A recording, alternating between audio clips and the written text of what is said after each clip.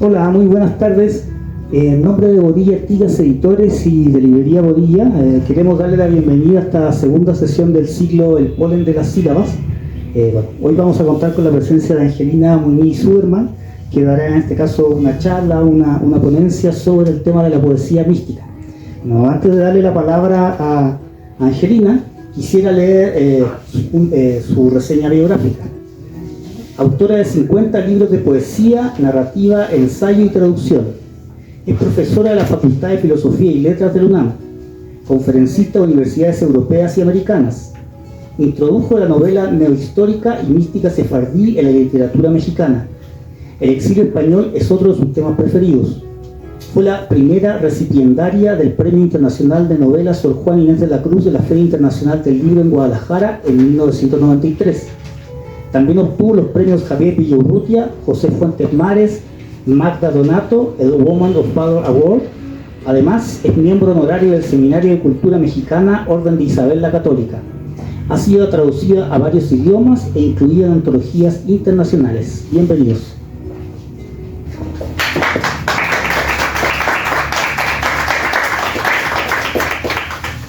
Bueno, ¿sí se me oye? ¿Sí? Bueno, ante todo, pues agradezco a la Librería Bonilla por haberme invitado a participar en las charlas de autores sobre distintos temas y que lleva el título general de El polen de las sílabas, que como le decía hace un rato André, es parte del estudio de la mística sefaradí.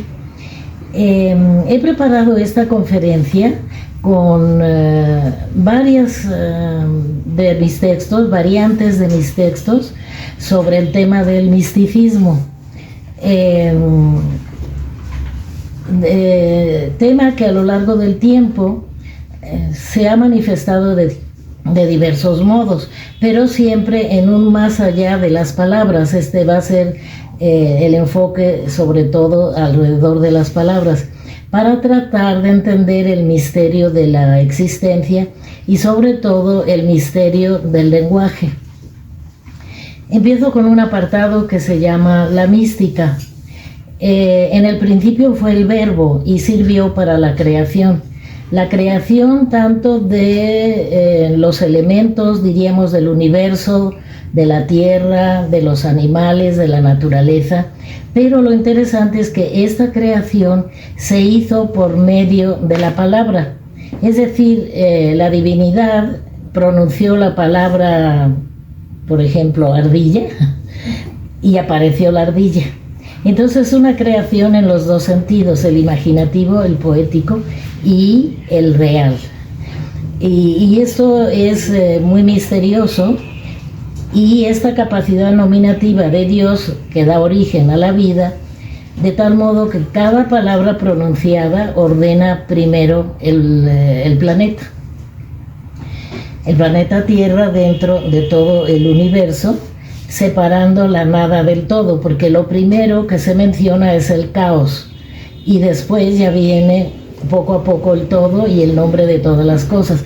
Y es un poco la evolución normal del niño desde que nace.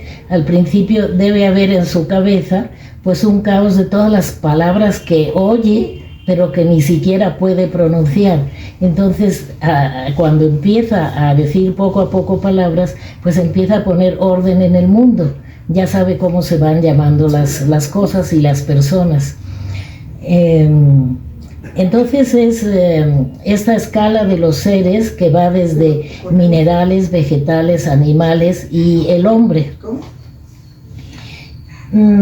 Entonces el verbo, la palabra, siempre va a tener esa unión con la divinidad, porque de ahí vino su origen. En la historia de las mitologías y de las religiones, es un caso único el hecho exclusivo de la palabra, como acabo de decir, con este poder creador. Y antes de seguir adelante, hago un pequeño paréntesis. No le agradecí al público venir y sobre todo a las integrantes del taller Diana Morán, entonces bienvenidas. Seguimos con las mitologías y las religiones. Este poder creativo se origina una sola vez y ya después va a ser repetitivo y da lugar a los diferentes idiomas que también están utilizando y desarrollando esa capacidad. Sin palabra no hay cultura, no hay posibilidad de comunicación, de hacer poesía, filosofía, ciencia. Es decir, la palabra es fundamental para todo y eso no hay que olvidarlo. Desde luego que la expresión poética, esto es muy interesante en la historia de todas las culturas, que siempre fue antes la poesía que la épica, que la prosa, perdón. Entonces la poesía se va a constituir en ese vínculo inefable entre el ser y el pronunciar.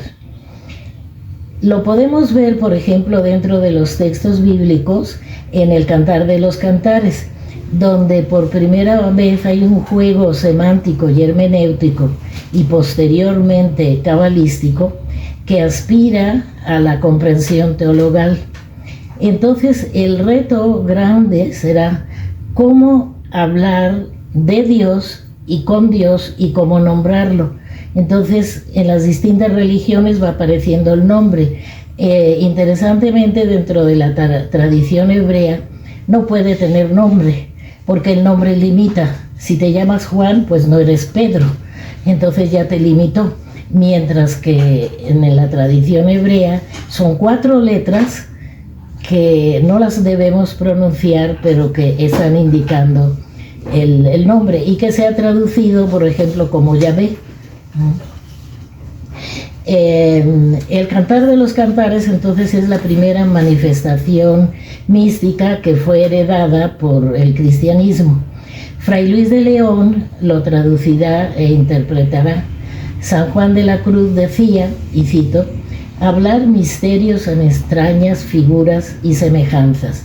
Es decir, que siempre ese poder de la palabra va a ser de tipo interpretativo, de tipo abierto a muchas explicaciones. Bueno, entonces a partir del siglo XIII aparecen gran cantidad de libros místicos, sobre todo en España y el sur de Francia, en la región de Provenza, y sobre una nueva interpretación del texto bíblico. Porque no les he dicho que en hebreo lo interesante es que es un idioma tan antiguo, pero hasta la fecha se escriben nada más las consonantes y no las vocales. Entonces, al leer, el lector tiene que conocer muy bien el idioma para saber en qué lugar pone las palabras adecuadas. Si yo, por ejemplo, les digo nada más la letra C y la S, pues puede ser casa, ceso, quiso no, etcétera. Pero según el resto de las palabras, de pronto lo descubro.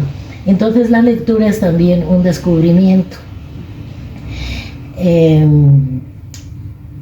Entonces el propósito de la Cábala es enseñar por implicación y no por aseveración. Es decir, no va a establecer una lectura definitiva, sino que cada persona que lo lee la puede ir interpretando. Entonces de ahí la riqueza y que haya tantos textos. Se transmite oralmente y aunque se fundamenta en la tradición de la Torá o el Pentateuco,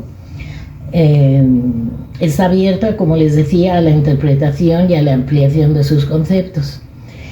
Después, el otro gran tema dentro de esta línea de pensamiento y de sentimiento es la revelación. La revelación es muy importante porque puede provenir de lo que llamamos inspiración, o de un sueño, o de una iluminación. Muchos textos místicos de este tipo nos dicen que después de un sueño se pudo interpretar mejor la lectura del texto bíblico. También hay una preocupación por borrar la frontera entre la palabra cotidiana y la palabra revelada, y entonces ya estaríamos en el camino de la mística. El acto nominativo de la creación estableció este espacio sagrado de la palabra. Luego el lenguaje se desenvolvió en el plano de la necesidad y los azares de la realidad, pero siempre quedó latente este poder mágico de su origen. Y el deseo de recuperar esa magia del origen es lo que da lugar a la poesía, porque se crea de la nada este texto. Los textos místicos siempre se prefiere para ellos usar la poesía, porque la poesía tiene esa capacidad de ir ampliando la palabra, de tal modo que usamos una sola palabra, pero nos puede dar varios niveles también interpretativos en cualquiera de los idiomas. Es un juego entre lo aludido y lo eludido, que por ejemplo lo estoy haciendo en este momento. Y el mundo metafórico es el que se abre a todas las posibilidades. Por eso nos sorprenden las imágenes de Góngora, de Fray Luis de León, en fin, de todos de los contemporáneos, contemporáneos de la literatura mexicana.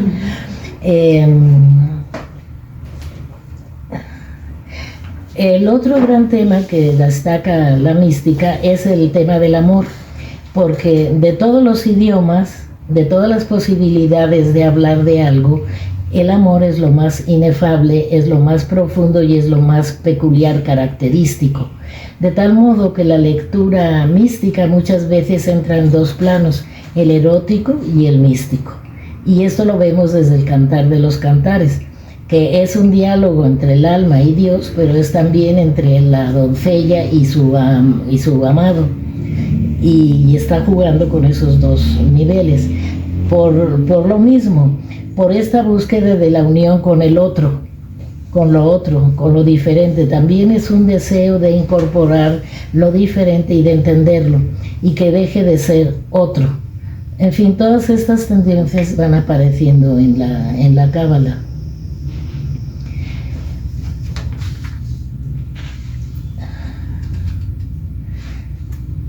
Por ejemplo, dentro de uno de los relatos cabalistas antiguos del siglo XIV, es el de la doncella que vive en un palacio y tiene a su amante que está en la puerta, y el dilema es si entra o no entra, si ella lo deja entrar o no lo deja entrar.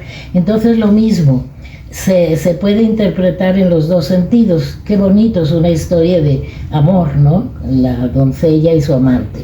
Pero al mismo tiempo, ese simbolismo es el de el alma y Dios. Entonces ese juego va a tenerlo presente siempre el escritor místico, que fluctúa entre una introversión y una extroversión, lo que lleva adentro y lo que está afuera. Por eso el amante a la puerta todavía no entró. Para entrar hace falta estar preparado. Bueno, también tenemos la identificación con el mundo exterior, con el mundo de la naturaleza, con el paisaje, con los árboles, con las piedras, con el río, con el agua. Todo eso va apareciendo también con este simbolismo. Los pájaros, por ejemplo, también tienen esta situación.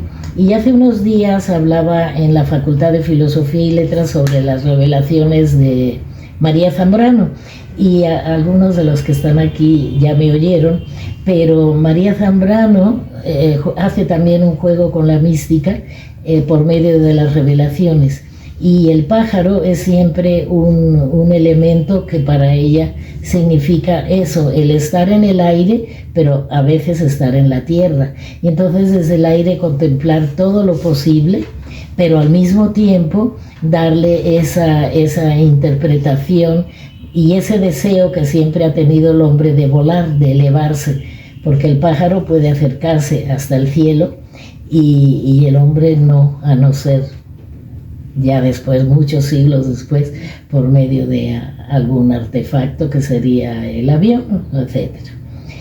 Pero Es también, por ejemplo, lo que decía María Zambrano, y por eso me gusta relacionar con lo contemporáneo, vamos a ver después otros ejemplos, del claro en el bosque.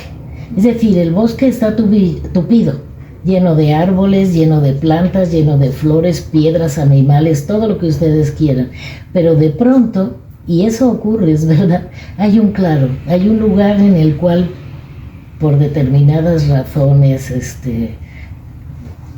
a lo mejor ecológicas, desde antiguo, queda libre. Y ese espacio de libertad puede ser, si alguien se metió al bosque para sentarse un rato y pensar, recapacitar, etc. Sería como el paraíso, ¿no? Como ese lugar que lo tiene todo, pero que de pronto también ofrece la posibilidad del vacío. En el todo debe haber también el vacío, porque si no, no sería todo. Bueno, entonces, los fenómenos de la naturaleza, el anochecer, el despertar, sobre todo el despertar, es muy importante para la explicación mística, porque despertar es abrir los ojos y ver todas las cosas que nos rodean después de que hemos estado con los ojos cerrados y sin entender y sin saber, salvo por la presencia del sueño, que nos permite otra vez reconstruir el mundo visible. No se trata, por ejemplo, dentro de mi obra de creación, la mística ocupa un lugar marcado por características especiales. Ya en nuestra época se puede transgredir muchos elementos.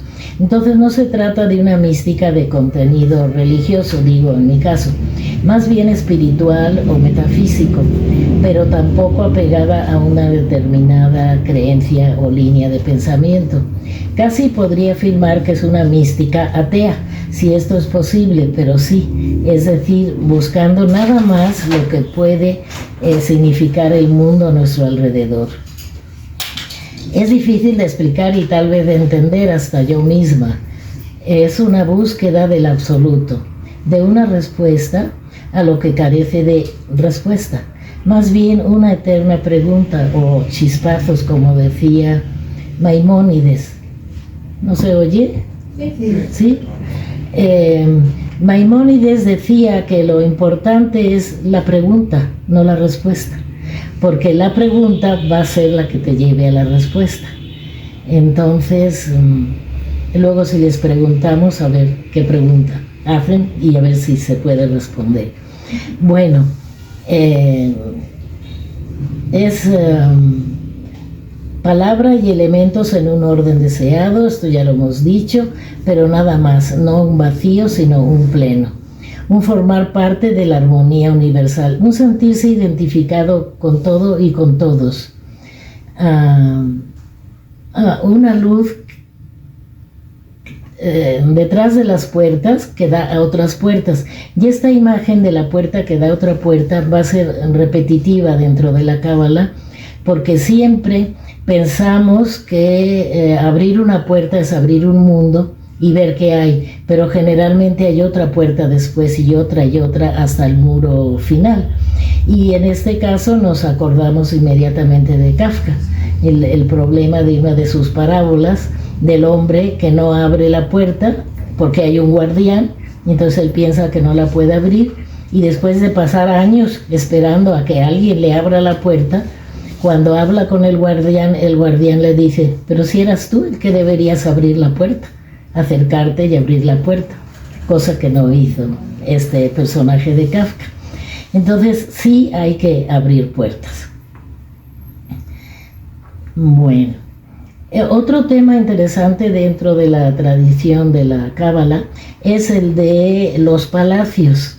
El palacio como símbolo de la belleza, también de lo accesible e inaccesible, del ascenso contemplativo, porque generalmente los palacios y los castillos se construían en lugares altos para dominar el paisaje o los ataques en caso de guerra, y pertenecen a este tipo de sabiduría iluminativa.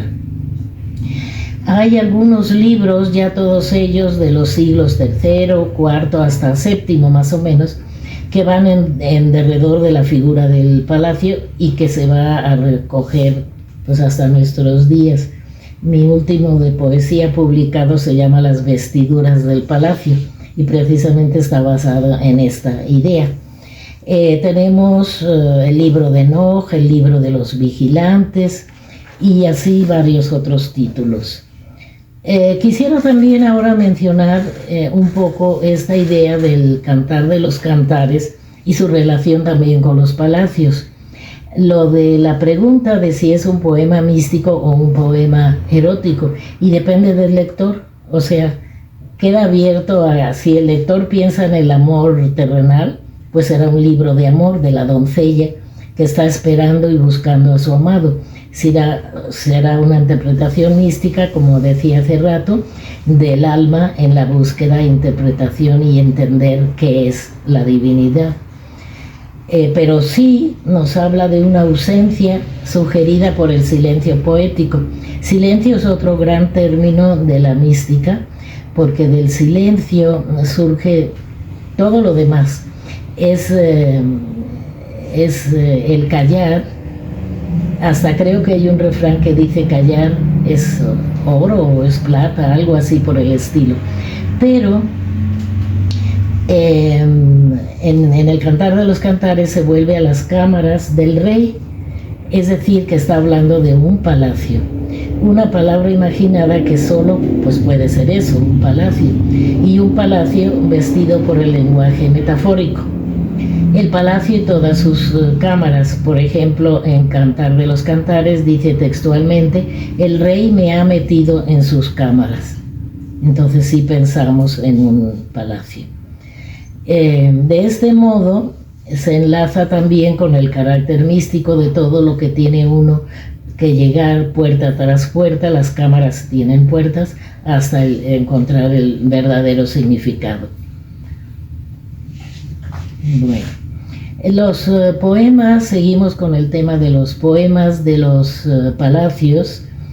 Heijalot en hebreo exponen el poder mágico de las letras hebreas, su dibujo, su sonido, su ritmo y musicalidad de las palabras. Por eso es muy importante en la tradición hebrea la ortografía, porque equivocar una letra dentro de la palabra es como si se destruyera un mundo. Entonces hay una responsabilidad tremenda en escribir la palabra, porque la palabra la dio Dios. Entonces estamos usando algo con un carácter sagrado. De ahí que sea muy importante, como les decía, la ortografía, la gramática, algo que enseñamos a los niños desde pequeños, ¿no? Temas de los poemas, de los palacios y de esta ilustración mística se encuentran en el Antiguo Testamento, en Ezequiel, en el libro de Ezequiel, por si lo quieren buscar. Ahí se habla de una carroza divina. Y cito: la descripción de la carroza divina sigue la necesidad del conocimiento místico, de no comunicarse directamente, sino por intermedio del símbolo y la metáfora. Se relaciona también esta idea con el Apocalipsis, que es el fin de los mundos, pero para crear uno mejor después. Se reconoce que hay muchos errores, muchas equivocaciones, pero al mismo tiempo hay una esperanza y se va a poder corregir. Por ejemplo, los rollos del Mar Muerto también tienen esta tradición de los esenios, que son también los que están buscando el verdadero nombre de Dios. Tengo aquí una cita: el mundo celestial se detalla con los símbolos de los 7 palacios habitados por los ángeles, claro, en la tradición mística también el ángel es muy importante porque es el modo de enlazar al hombre con la divinidad, él es el intermediario. Y los ríos de fuego, los puentes que se cruzan, etc. Hay un viajero medieval del siglo XII, Benjamín de Tudela, que describe un palacio soñado como un primer escalón de ascenso y descenso, que es en lo que está fluctuando siempre el hombre. Tengo yo un libro sobre este asunto que se llama El mercader de Tudela. De ahí les leo un pequeño fragmento. Allí hay un muro de cristal hecho por arte de los encantadores, que hicieron en él tantos orificios como días tiene el año, penetrando el sol a diario por cada uno de ellos, bajando 12 escalones correspondientes a las horas del día. En el palacio hay casas construidas con oro y cristal, y cuando la gente va rodeando el muro, se ven los unos a los otros, desde dentro y desde fuera, mediando el muro entre ellos. Hay allí columnas recubiertas de oro y plata, y asimismo hay columnas de mármol polícromo.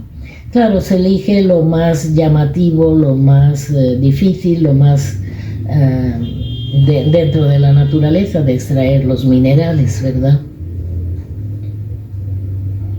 Bueno.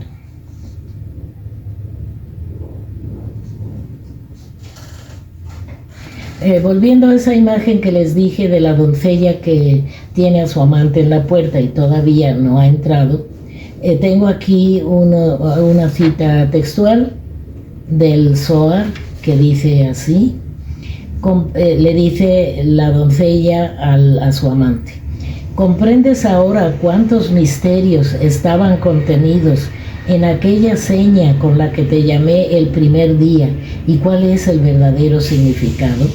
Entonces él comprende que a esas palabras ni se les puede agregar ni quitar nada, lo que decíamos antes. Por primera vez entiende el verdadero significado de las palabras tal y como se encuentran escritas. Palabras a las que no se les puede agregar ni quitar una sílaba o una letra, por lo que los hombres deben perseverar en el estudio del Pentateuco o de la Torá para convertirse en sus amantes, según ha sido relatado. Otro ejemplo, desde luego, de los castillos o de los palacios interiores, lo tenemos en Santa Teresa, en su castillo interior. O sea, el castillo hay que también forjarlo dentro de uno mismo. O en Juan Luis Vives, que hablaba del Palacio de la Memoria, cuando tiene que huir de España porque era converso y la Inquisición ya lo estaba buscando, y es por eso que se va a vivir a los Países Bajos y luego a otros lugares, pero hace un ejercicio de recuperación de cómo era su ciudad. Él era valenciano, y habla del Palacio de la Memoria, que también la memoria se construye como a la manera de un palacio, desde la entrada, el foso, los portones, las diferentes cámaras, etc. Y claro, ya eso lo mencionamos, el castillo al cual no se puede acceder de Kafka, porque está siempre uno a la espera de encontrar de qué modo se podría entrar a ese castillo que ven las personas desde abajo. Bueno, también pensando en críticos contemporáneos, Walter Benjamin, pues él también estuvo, a pesar de ser marxista, interesado por esta tendencia mística, ¿por qué existía? Le cito textualmente y dice: la Cábala cuenta que Dios crea a cada instante un infinito número de ángeles nuevos, cuyo único propósito, antes de disolverse en la nada, es cantar por un instante su gloria delante del trono, Yo tengo también un relato en Arritmias, precisamente, sobre esta posibilidad de unir la idea del ángel nuevo, que es el ángel nuevo también de la época contemporánea de Benjamin, de Paul Klee, que tiene un Angelus Novus en su pintura. Y esto le llamó mucho la atención a Benjamin, y por eso él también escribió sobre, como les decía, a pesar de ser, pues pertenece a esa clase de cabalistas, místicos ateos, ¿no? Era marxista.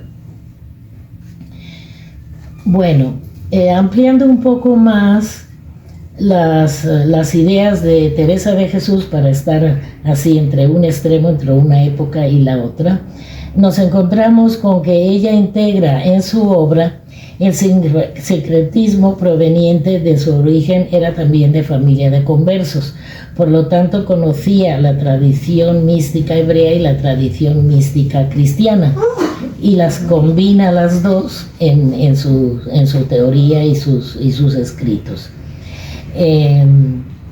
Dice: de esa casta venimos de aquellos santos padres nuestros del Monte Carmelo. Y claro, esta cita funciona en los dos sentidos. Salud. En los dos sentidos, cristiano y judeo-cristiano.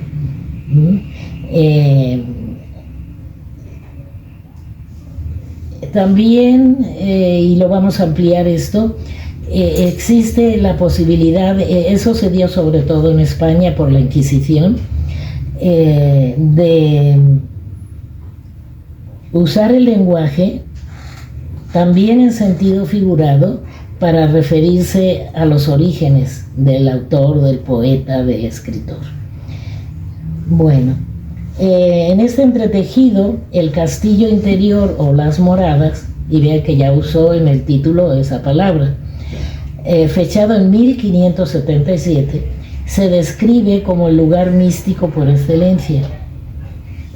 Y cito de Teresa: considerar nuestra alma como un castillo, todo de un diamante o muy claro cristal, a donde muchos aposentos se hallan, así como en el cielo hay muchas moradas. Por eso yo jugué con dos de sus títulos en uno de mi título, Morada Interior. Bueno, entonces el lenguaje metafórico nos ayuda para la imposibilidad de decirlo todo, porque la palabra es un misterio que debe ser desentrañado. Y añade textualmente de Teresa de Jesús: ni tampoco Moisés supo decir todo lo que vio en la zarza, sino lo que quiso Dios que dijese. Entonces estamos ante un juego también de la vista y el oído. Esto es muy interesante.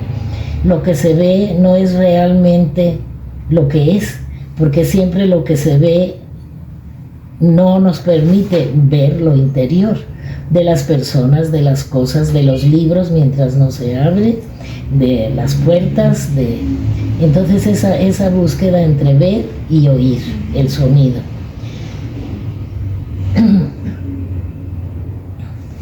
Sigo citando a Teresa de Jesús: hagamos ahora cuenta que es Dios como una morada o palacio muy grande y hermoso, y que este palacio, como digo, es el mismo Dios. Entonces, incluso si lo ven, esto parece herético, y lo decía Teresa de Jesús. Entonces, Dios como un palacio, como lo máximo que se podía concebir en la obra de belleza frente a una casa del pueblo común y corriente, el palacio del rey o de los nobles. Bueno, luego ella nos explica el ascenso por las moradas hasta llegar a la séptima, y esto es de la tradición de los Heijalot, de los palacios.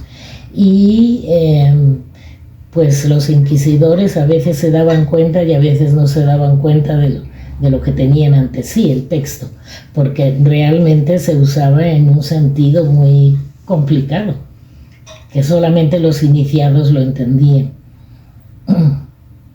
Bueno,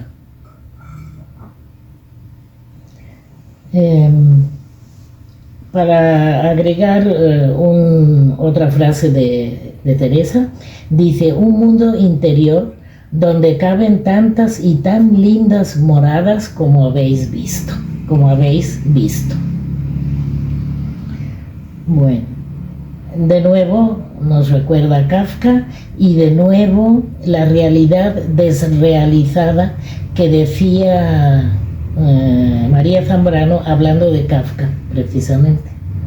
Bueno, otro tema que se puede analizar, que se puede estudiar o ver, es el del mesianismo.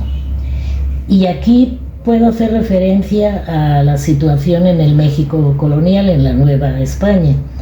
Tenemos el caso de Luis de Carvajal el Mozo, también atrapado, enjuiciado y muerto por la Inquisición, el cual se podría considerar a un visionario o profeta, incluso se ha dicho ebrio de Dios, o sea, tenía tanto dentro de sí a Dios que era como si estuviera ebrio. Otro caso muy interesante. Buenas tardes. Es el de Gregorio López. No sé si Ana no le suena. Ver un libro. No sé si les... Una historia del Palacio Postal que me dijeron que acaba de salir. Oí la palabra palacio. Bueno, entonces, les decía de Gregorio López, en una novela que les recomiendo de Severino Salazar, que se llama Desiertos Intactos. Ese veo que alguien dice que sí, ojalá es que lo hayas leído y lo conozcas, ¿sí? Severino, claro, era de la UAM. Sí, de la UAM, sí, claro. Sí. Y Ebrio de Dios, no, perdón. Esos Desiertos Intactos de Severino Salazar, donde habla de también se le llamaba el Beato Gregorio López, que de la Nueva España se empezó a ir hacia el norte para volver a judaizar. Esto fue un fenómeno que ocurrió en el México colonial, y por eso los estados del norte, muchos de ellos, por ejemplo Monterrey, tienen tradiciones judías a veces sin que lo sepan. Por ejemplo, en Monterrey el plato favorito es el cabrito, mas no los otros animales, que son los animales del desierto. Bueno, entonces, Severino Salazar en esta novela recoge esa tradición, y cómo, por ejemplo, los tarahumaras, que eran, como toda la población prehispánica, obligados a convertirse o ser convertidos al cristianismo, porque se les reunía en los atrios de la iglesia, en las plazas públicas, se les echaba agua bendita y ya estaban convertidos, lo quisieran o no. Y entonces ellos entienden muy bien la situación de Gregorio López y le ayudaban en todo lo posible, le buscaban comida. Los sábados, que es el día sagrado en el judaísmo, no se puede hacer nada, entonces ellos le preparaban comida, le ayudaban en todo lo que podían, porque es el día dedicado a pensar y a rezar. Entonces es muy interesante que, por ejemplo, alguien también de lugares del norte de México, como Severino Salazar, estuviera recogiendo esa tradición y la viera casi como un presente, porque juega con un personaje de nuestra época y el personaje del siglo XVII. Otro caso muy interesante dentro de las maneras de seguir, no sé si me oyen o no me separo, ¿sí? De seguir persiguiendo la tradición mística, es la de los criptojudíos, que de nuevo eran los convertidos a fuerza al cristianismo y llevaban las dos religiones en sus casas a escondidas, la judía, y saliendo del umbral pues ya llevaban la católica, iban a la iglesia y cumplían con todo, pero en el interior de sus casas seguían siendo judíos.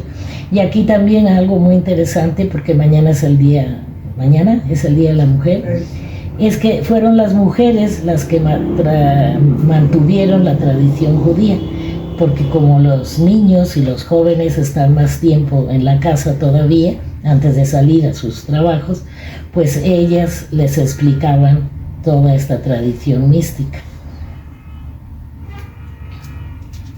En el caso de Cervantes es también muy interesante.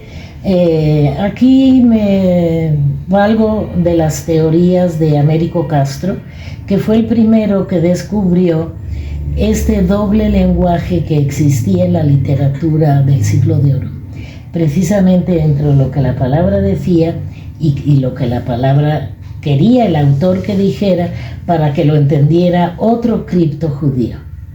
Entonces era un mensaje entre líneas que funcionaba para los dos, lo mismo para el cristiano viejo que para el cristiano nuevo, y los dos lo entendían perfectamente. Según Américo Castro, él ve que Don Quijote más bien sería un cristiano nuevo y Sancho sería un cristiano viejo, porque entre las clases, llamémosle avant la lettre, antes de tiempo, las clases medias y la clase alta, los aristócratas, el rey, etcétera, generalmente eran católicos también, pero podía haber casos de matrimonios mixtos con cristiano nuevo y cristiano viejo, desde luego, pero que sí conocían su origen en el caso de cristiano nuevo, mientras que el campesino no solía no haberse casado con cristiano nuevo, sino que entre cristiano viejo. Y por eso Don Quijote parece cristiano nuevo y Sancho parece, y digo parece, ahora verán por qué, Sancho cristiano viejo y Don Quijote cristiano nuevo.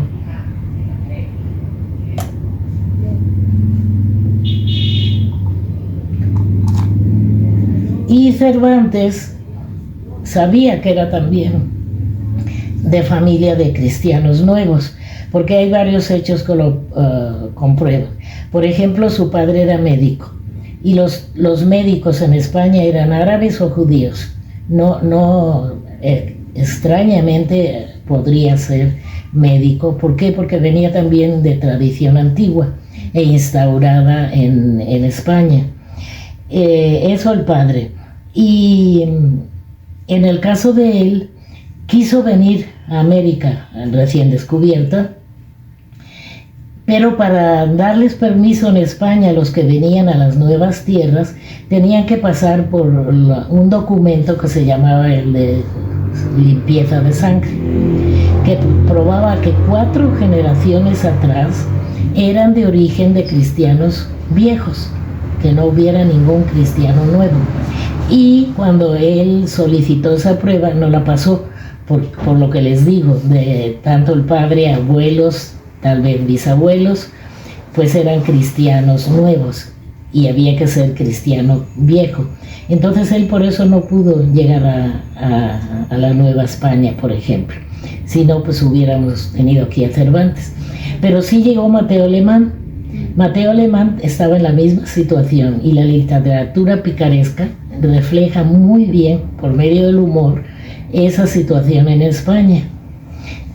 Pero él sí pasó la limpieza de sangre, porque no dijo el apellido de la madre, y el escriba no se dio cuenta y no le puso cómo se llamaba la madre, que lo hubieran reconocido como cristiana nueva.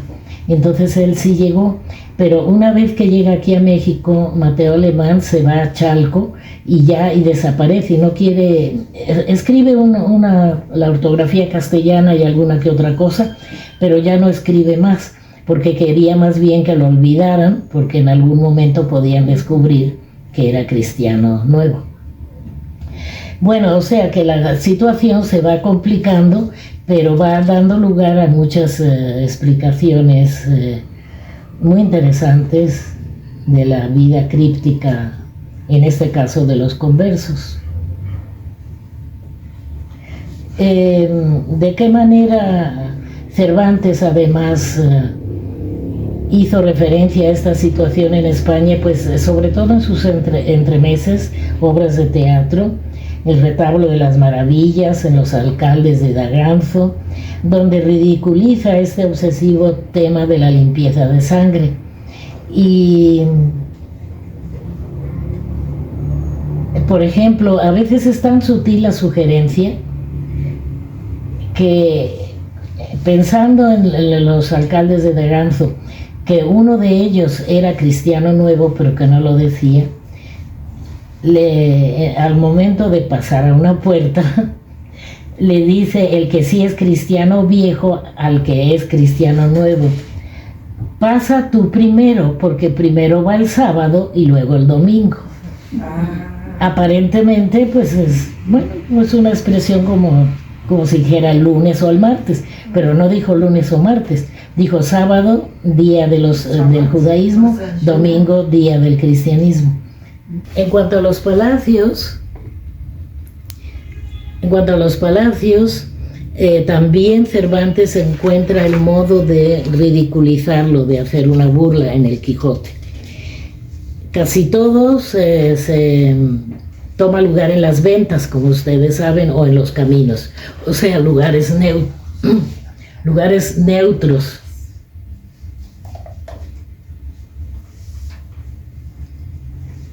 Pero sí aparece un palacio, como ustedes saben, el de los duques.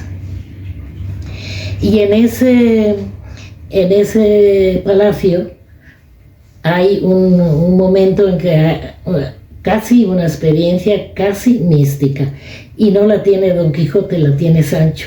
Recuerden ustedes que en ese famoso viaje a lomos de Clavileño, que se supone que le hacen los duques para reírse de ellos, pero les vendan los ojos, entonces les dice que ya hacen mucho ruido y muchas cosas, y les dicen que ya están volando hacia el cielo, hacia el conocimiento de la divinidad. Y el que oye todo y lo nota es Sancho, quien habla de 7 cielos, otra vez el 7, y las 7 esferas y los 7 palacios, pero no es Don Quijote. Con lo cual la burla de Cervantes es que también lo que uno pensaba que eran cristianos viejos podían ser cristianos nuevos. Claro, eso no se puede remediar. Pues luego rápidamente hablo de otras situaciones, por ejemplo de la alquimia y el gnosticismo. Ahora pasamos a estos temas. En uno de mis libros, El Atanor encendido, hablo mucho de la alquimia, y en La guerra del unicornio, pues los personajes principales, que está situada en una edad media ficticia, son un alquimista, un cabalista y un guerrero. Pero el cabalista y el alquimista son los que nos interesan. La palabra alquimia viene del árabe y dio lugar a la química. La estamos viendo ahí. Al es el artículo en árabe, y quimia sería la química. ¿Por qué? Porque es una mezcla de líquidos, lo que hacen los alquimistas, operaciones básicas como nigredo, albedo, rubedo, pero que también dieron origen a temas químicos. Así es que el origen de la química, de toda una ciencia, pues es también semimístico. Y tenemos las reverberaciones en nuestra época. Eso es muy, muy interesante, porque no se ha perdido esa tradición, de algún modo persiste. Y pues no digamos las películas de Harry Potter, ¿verdad? Ahí están los alquimistas vivos. Para estudios serios eso es ficción, ¿no? Pues tenemos a Francis Yates, a Mircea Eliade, a Jung, nada menos, y se habla de la piedra filosofal para adquirir el conocimiento de la divinidad. Tenemos autores mexicanos que han tratado estos temas. Por ejemplo, Octavio Paz, en su libro Salamandra. Salamandra es uno de los símbolos alquimistas. Jorge Cuesta, pues no digamos, Canto a un dios mineral. Y le llamaban el alquimista, no, el químico, el triste químico, ¿no? Creo. Una autora belga, Marguerite Yourcenar, escribe una obra que en la traducción al español es El alquimista, pero en su original es Opus Nigrum, que es una de las etapas de la purificación de los metales. Y luego tenemos también el gnosticismo, que es una corriente religiosa, místico, cristiana, con elementos del judaísmo, elementos egipcios, paganos, maniqueos, de filosofía griega, en la cual todavía habla de épocas en que el cristianismo no está definido exactamente. Y por eso toda esa mezcla de filosofías y de religiones. Entre los títulos está el Apocalipsis de Adán, el Evangelio de Judas. Por ejemplo, aquí se rescata la figura de Judas, esto dentro de la tradición gnóstica. En la tradición literaria medieval española, La razón de amor, ahí hay también elementos gnósticos. Y luego el poeta William Blake, Emil Cioran, y en la literatura mexicana tenemos a Claudia Posadas, que también nos habla del gnosticismo en sus libros de poesía. Bueno, les leo un fragmento de La guerra del unicornio en referencia al palacio. Y dice así: y bien, el palacio de cristal existe, como tú y yo. En tanto que tú y yo existimos, no antes de nosotros ni después. Primero la puerta, luego el jardín, al fondo el brillo de cristal, el misterio último de lo que encierra el palacio. Y lo que encierra el palacio es lo que tú quieres y lo que yo quiero, lo que tú inventas y lo que yo invento, etc.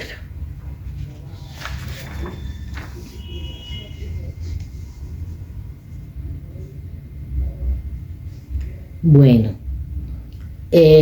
para terminar este repaso de las tradiciones místicas, vemos que responden, sea cual sea, al deseo de describir lo inefable por medio de palabras insuficientes, como los propios místicos reconocen a pesar de su lenguaje cifrado, pero que aún así hallarlas más cercanas al mundo poético por medio de imágenes y metáforas que eleven la comprensión permitirá tal vez alcanzar la vía unitiva.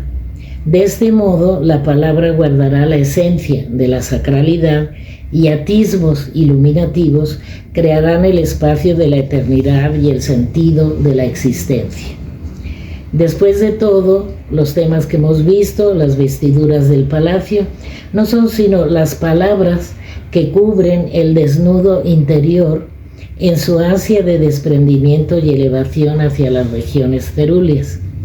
El lenguaje va en ascenso, como la búsqueda divina, y su deconstrucción en palabras, letras, espacios, en blanco, que parecería un descenso minucioso, no es sino el instrumento preciado que acaso se acerca por destellos a la comprensión de lo incomprensible.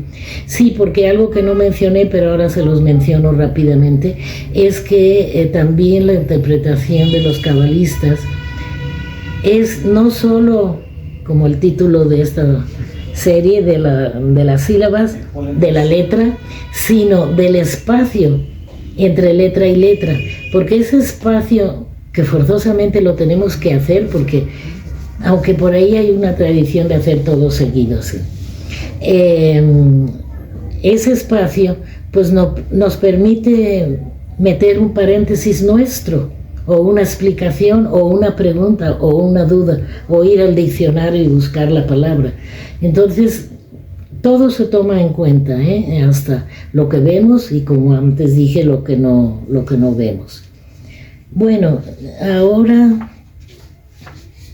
pues no sé si seguir adelante o no, como estén de cansados, porque puedo leerles rápidamente algún poema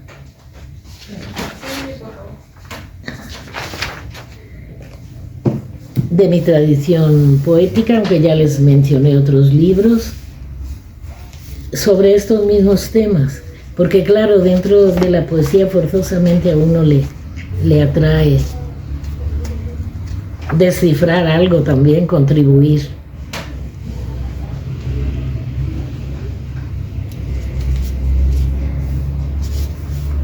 Bueno, les leo tengo aquí una serie que titulé Iluminados. Este es Rompeolas, un libro que recoge la mayor parte de mi obra hasta esa fecha poética, pero después hay otros. Entonces los iluminados, los alquimistas, los cabalistas aparecen aquí en breves poemas.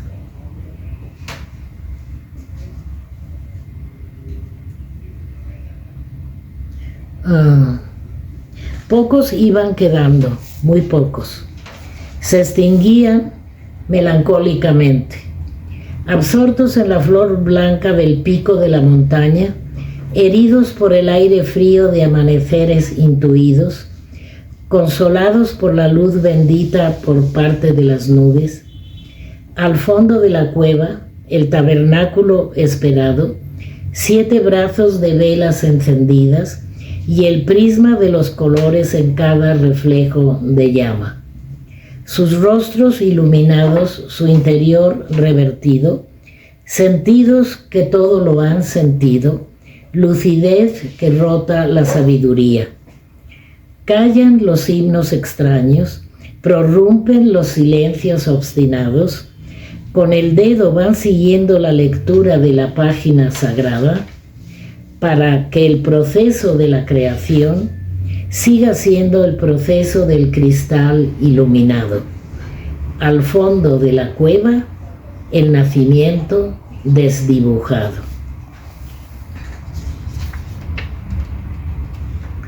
Los alquimistas es un poco largo, me lo salto.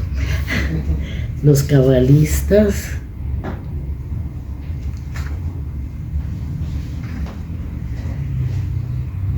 Bueno, sí, para este y luego los iniciados, que tiene, los iniciados mejor, para que vean esta versión judeocristiana. En el seno de la Santa Trinidad se elaboró la historia prohibida. El horror de la muerte se perpetuó en el rito de la sangre. Las gotas fueron recogidas en un paño virginal. La copa de plata fue elevada y todos bebieron de ella. Después se dispersaron por los 4 puntos cardinales, cada uno con la marca en la frente, la rosa en el pecho, la cruz en los labios. Únicamente deberían acallar el terrible estigma de la pasión clavada en las palmas de las manos, mientras la levedad de los pies doloridos ni siquiera dejaba huella en los cristales de nieve enrojecida. Abrieron la tumba predestinada y en el vacío fueron acomodando sus huesos milenarios. Uno a uno todos los iniciados doblaron cuidadosamente su envoltura carnal, sin peso, sin especie, sin criatura, sin cielo a que aspirar. Bueno.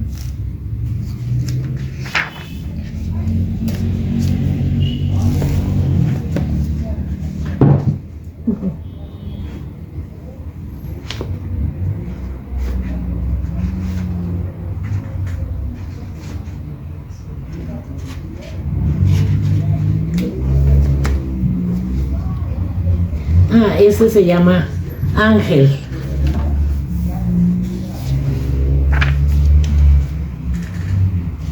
Les va a recordar otros poemas, espero.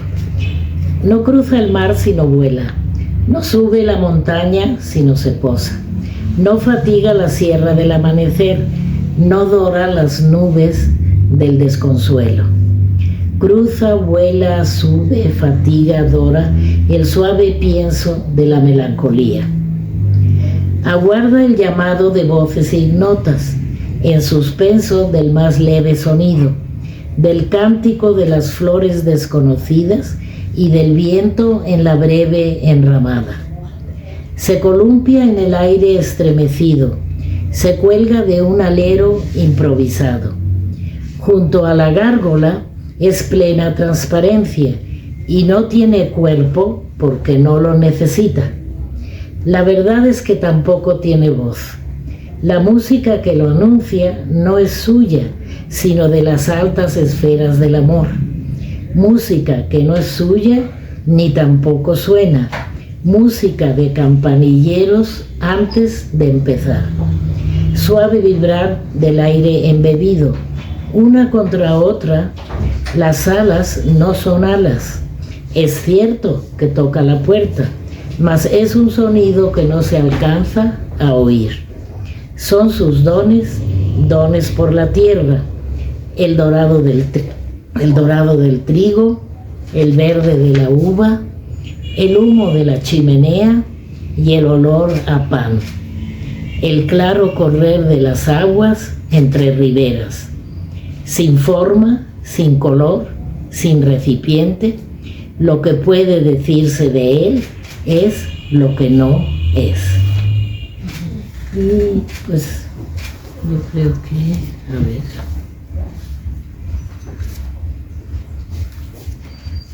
Yo creo que ya, ¿no? Muchas gracias por su paciencia.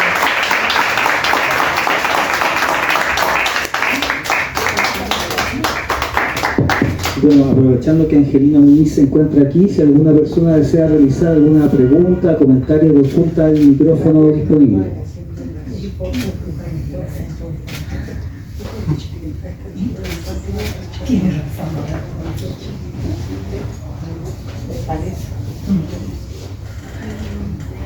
Hola, buenas noches. Bueno, gracias por la charla. Yo, bueno, aprovechando justo como este último poema que nos lee, me surgía como la pregunta, nos estuviste como contando de los diferentes elementos que formaban parte como de la tradición mística, ¿no? Bueno, así lo interpreté yo.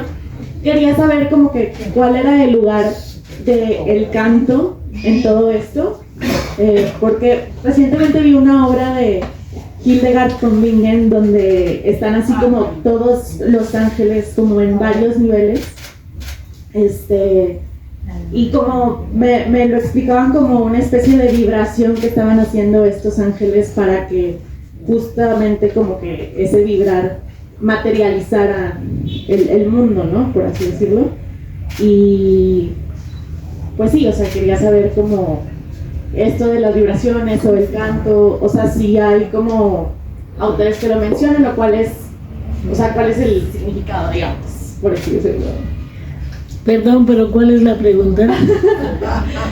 El lugar del canto en el misticismo. O sea, si hay... No sé, es que justo no sé. ¿Quién me lo puede decir? Es que no oigo bien. Pues como el canto al dios mineral, como el cantar de los cantares, que tiene que ver con vibraciones.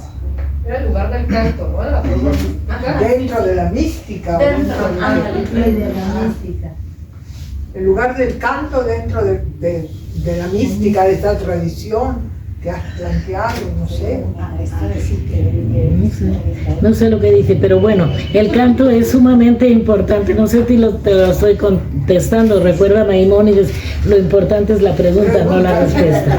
Entonces, muy hábil, Ángel. El canto y los ángeles más o menos fue lo que así entendí la música. Bueno, algo que no mencioné fue el número, porque el número es también muy importante, es algo difícil de entender, pero que creemos que lo entendemos, imprescindible para la poesía, para el canto, para la música. Entonces la música es una expresión mística por excelencia, porque se quitó el problema de la palabra. Entonces lo que les decía antes de lo que se oye o lo que se ve. Entonces no necesita mayores explicaciones. Tararear una música es tararearla, y yo lo aprendo y así la repito. No tengo que explicar si es do, re, mi, fa, sol, la, si, do, ¿no? Entonces es una de las expresiones místicas por excelencia, y lo vemos en estas reuniones de los cantos de los cantantes famosos, incluso del rock, de todas esas cosas, cómo atrae a la gente y cómo la gente se deja arrastrar y entran casi en posiciones iluminativas, místicas. Quizás de otra búsqueda, no de la divina, pero sí de algo que hay en el interior humano, que es el sentido de la música. Y lo que les decía, primero fue la poesía y primero fue la música, y el propio modo de hablar de cada lengua tiene su ritmo musical especial, y atado desde luego al número. Creo que les decía el romance de 8 sílabas, el alejandrino francés, etcétera, el soneto en decasílabo.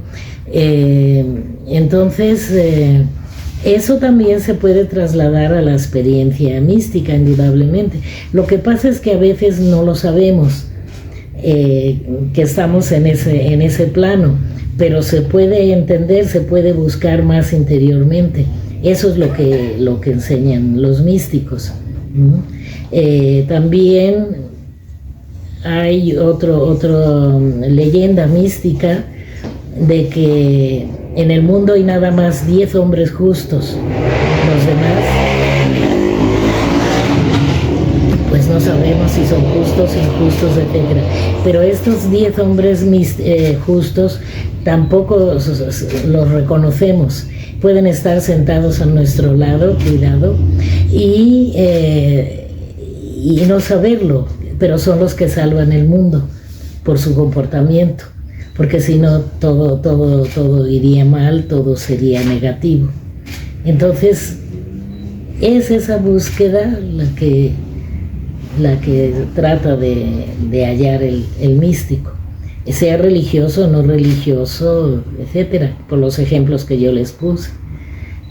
Entonces la música sí es fundamental.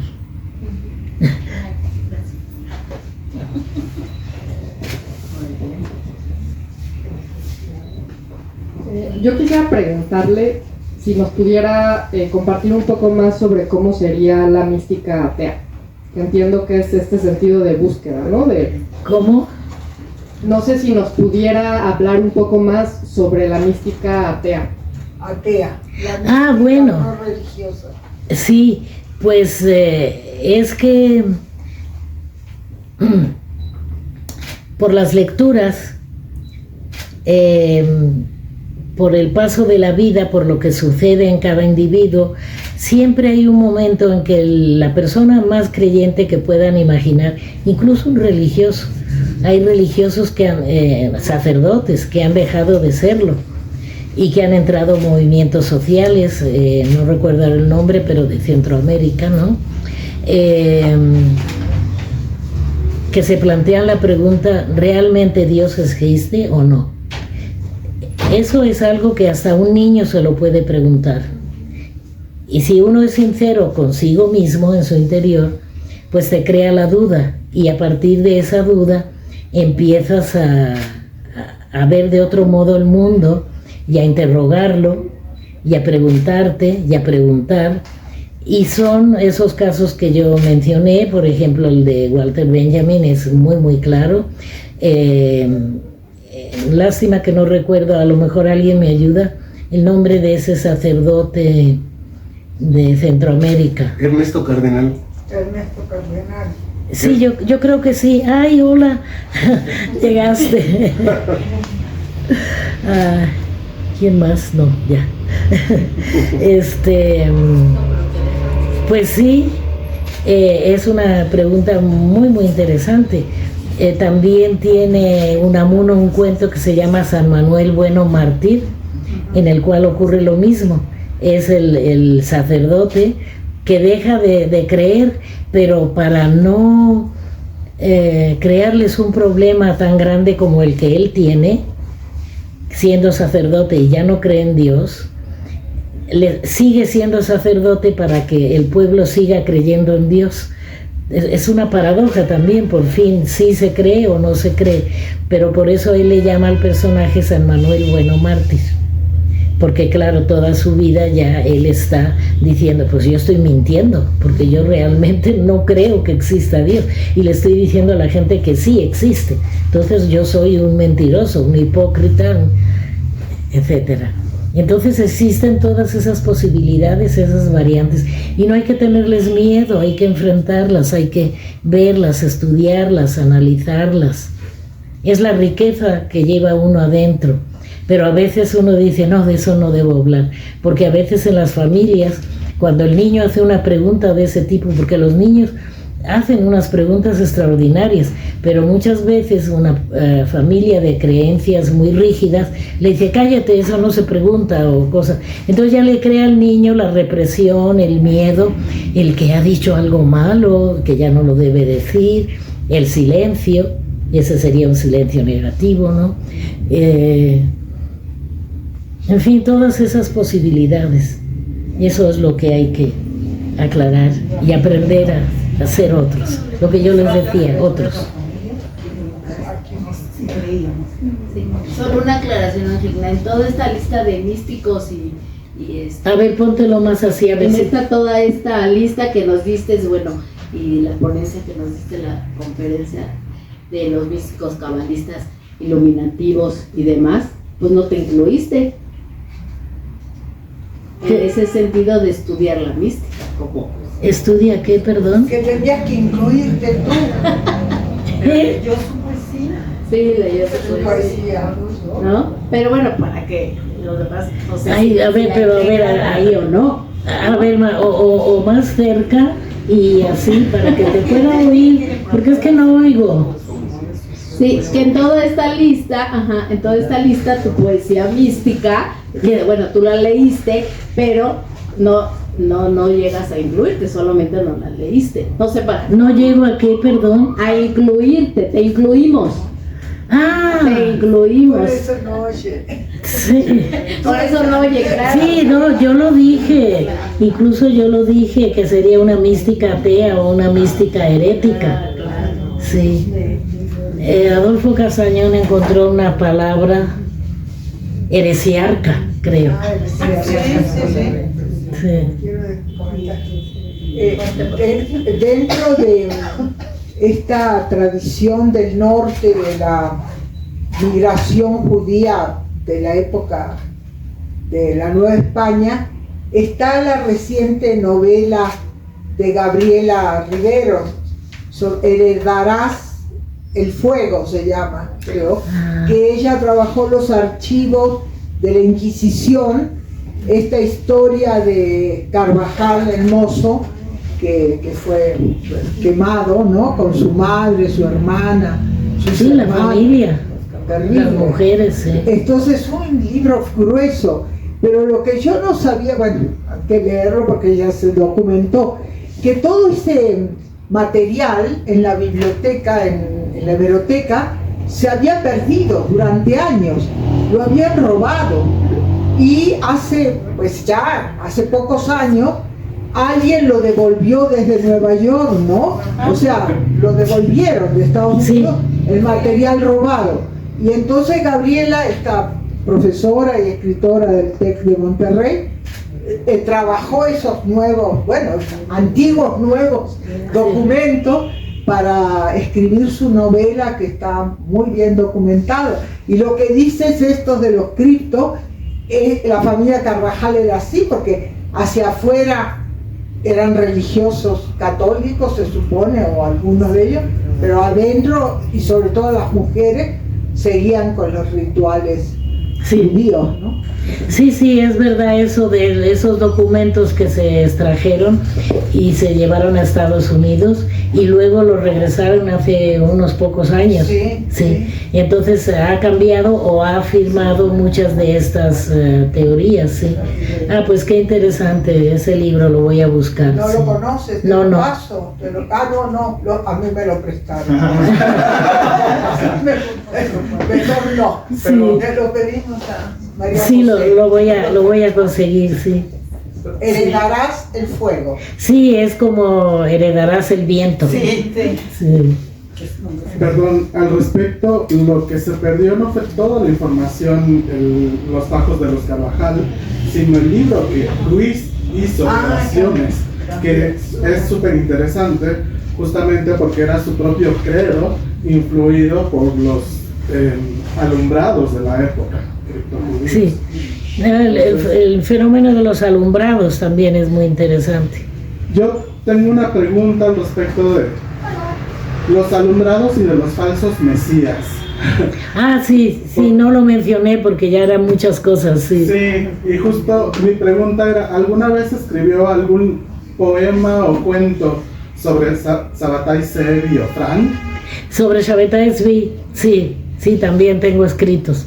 Sí, él era el falso Mesías, se declaró Mesías, Natán, su discípulo lo declaró Mesías y tuvo que huir de Israel y se fue a Turquía y ahí él recitaba sus poemas y los cantaba y el sultán le gustaron mucho porque ya también lo iban a llevar a la cárcel.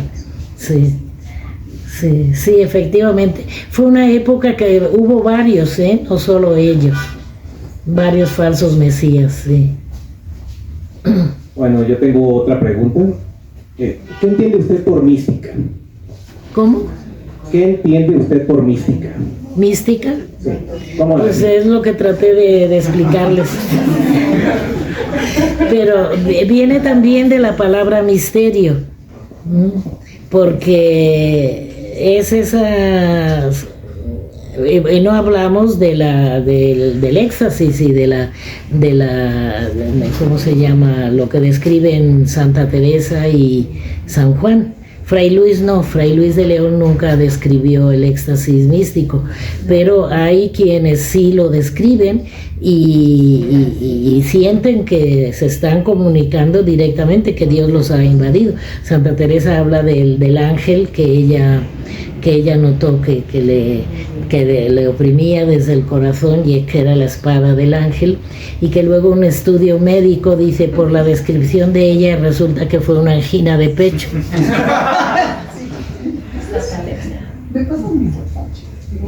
O sea, esos contrastes que no se saben, ¿no?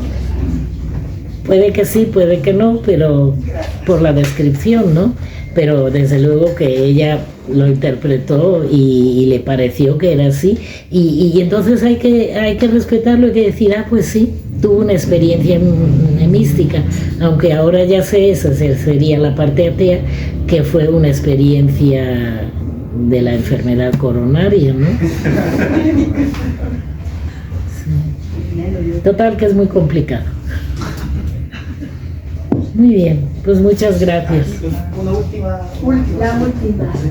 Angelina, de acuerdo a la definición, digamos, de Santa Teresa o Teresa de Ávila, de mística sería alcanzar la tercera vía, la vía unitiva, pero a partir de la ascética y se llega a la tercera. Entonces, en ese sentido, te preguntaría, hay mística judía, hay mística árabe, hay mística budista. ¿Sería esa misma concepción llegar a la unión con la divinidad después de un largo trayecto de estar renunciando al placer, a todo lo que nos causa gusto, a través de la vía ascética llegar a la tercera, que es la unitiva? ¿Podríamos considerar que esa concepción de la vía unitiva de Teresa de Ávila se podría aplicar a la mística judía, a la mística árabe, a la mística budista? Pues según entendí son varias cosas, sí. Recuerden que las vías empiezan por la purgativa, sí, y la última que es ya casi no puedo hablar, la música también mencionaste, ¿no? No, la mística árabe y la mística judía. O sea, que hay otra mística. Sí, todas esas místicas se derivan de la judía porque fue la más antigua. Tanto la sufí, que sería la árabe, como la cristiana, que sería la católica, de los que hemos mencionado aquí. Vamos a descansar. Entonces sí, cada una con sus características, también los gnósticos, también los esenios, todos ellos son variantes y que algunas fueron rechazadas totalmente ya a partir del Concilio de Trento, ¿no? Y nada más queda la parte totalmente dentro del cristianismo, el catolicismo, etcétera, porque luego en el cristianismo hay también varias ramas y se acusan de herejes unos a otros, los protestantes, los reformistas, etcétera. Y también dentro del sufismo y del cabalismo, ¿no? Entonces siempre hay lo que se acepta y lo que se desecha. Los gnósticos quedaron fuera también, pero ellos se preguntaban, o eran las primeras etapas del cristianismo, cómo debería ser la interpretación también de los hechos condenados, sobre todo. Entonces les consideraba que estaban en contacto con el mal, porque por ejemplo rescatar la figura de Judas, que en el siglo XX y XXI casi, en la literatura israelí, Amos Oz también lo rescató, la figura de Judas.